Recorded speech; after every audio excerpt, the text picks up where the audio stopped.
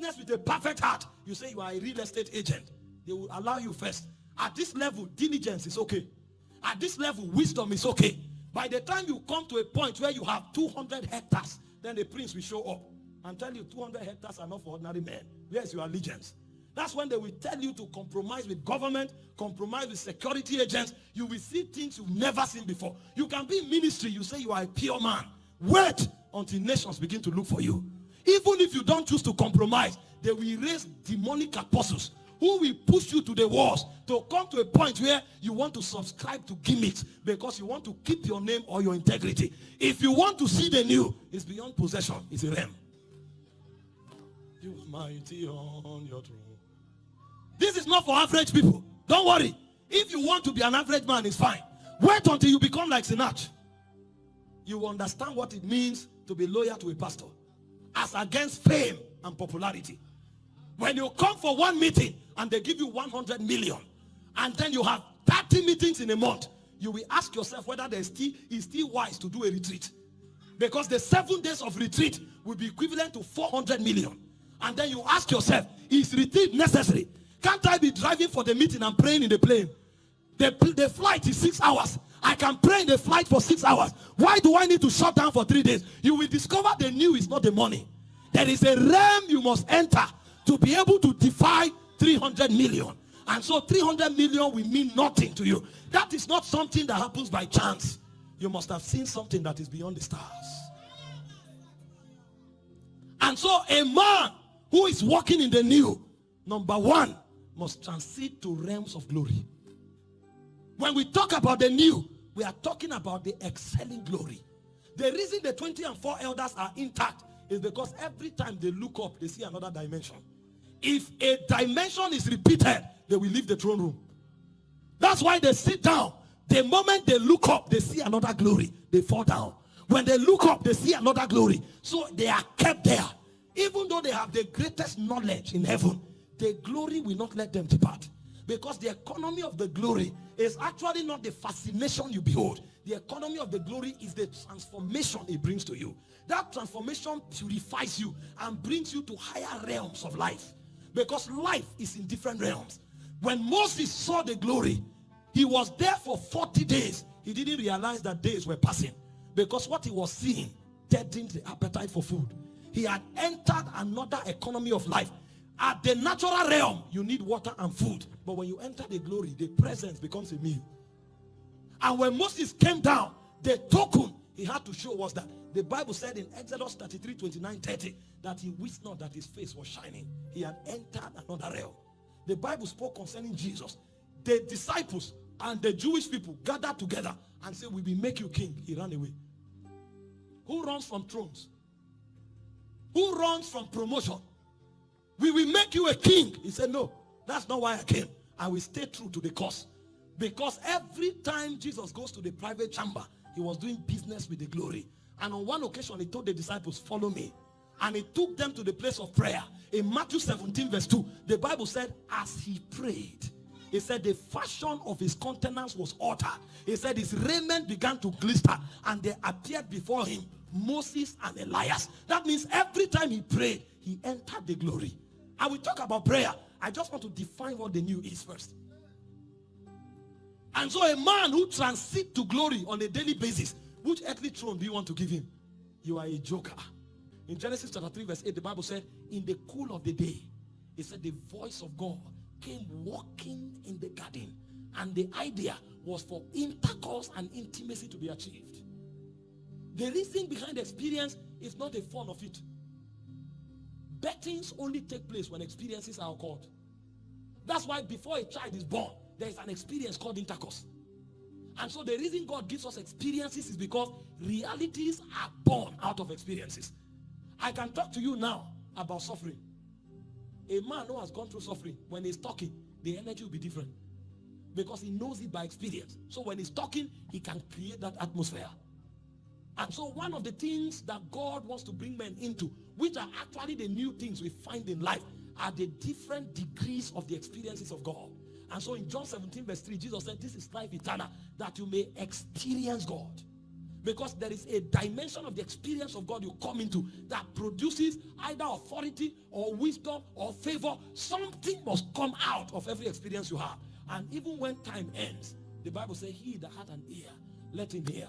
It says, for they that overcome, Genesis 2:7, I will give to eat of the hidden manna that is in the paradise of my God. Because even at the end of time, the things God gives men are experiences. Some of them come in form of crowns, but they are the experiences of the authority of God. Some of them come in form of manna. They are the experiences of the fulfillment that is in the realm of God. And so when a man wants to really enter into new dimensions, he needs to taste of different experiences of God. And the psalmist had so much of it, so he said, taste and see that the Lord is good. When you don't experience God, you can compromise. Because your life will still be on the adventure of curiosity. When they suggest things to you, you will think that thing will bring fulfillment. And so you will be running, pursuing after different things. But men who experiences God, they become like Mount Zion that cannot be moved. And so you want to find something new, find an experience. There's a dimension of God that brings, you know, when you want to say some things, you check time, whether you can balance it. Isaiah was popular.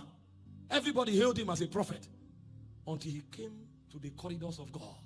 And he said, in the year that King Uzziah died, I saw the Lord. Immediately he began to experience God. Himself created a rationale between what he had before and what he's having now. He said, I'm a man of unclean lips. The things I tasted and called sweet, they were a curse unto me. He said, I live among a people of unclean lips. He said, curse be unto me. Because he had come into true reality.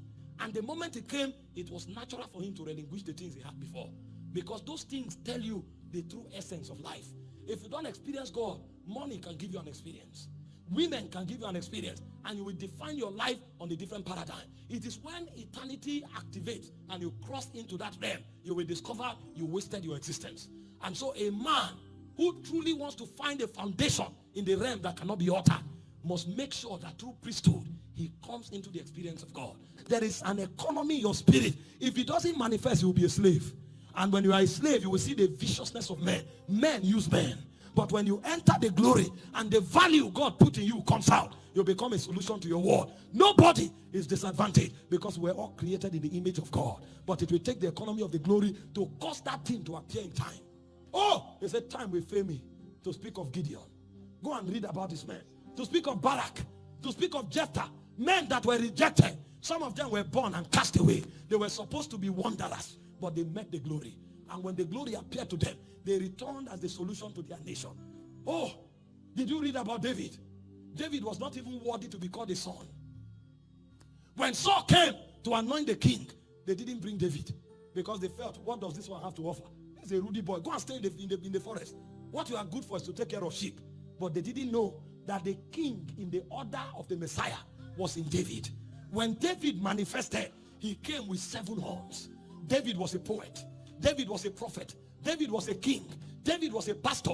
David was a psalmist. David was a father. And David was a warrior. How can a man carrying this 7 dimension be stuck with sheep?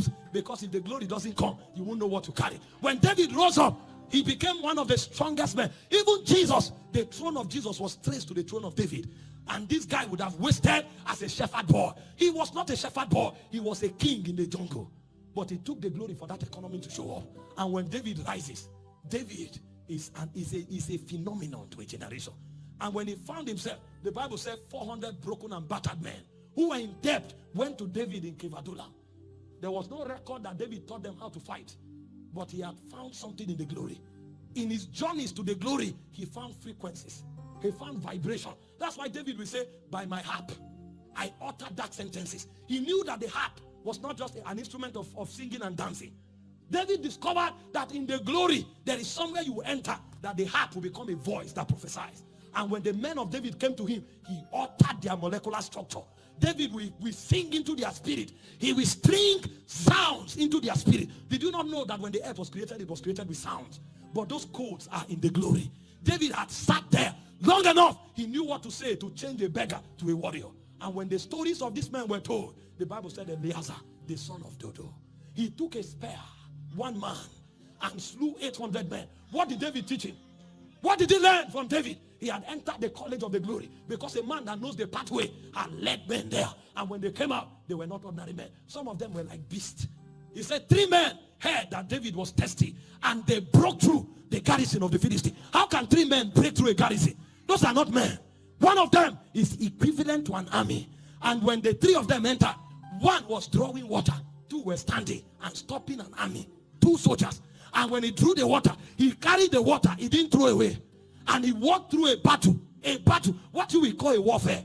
Somebody has carried water, he walked through it and said, sir, you want water? Take and drink. When David collected it, he said, no, this is not water. He said, this is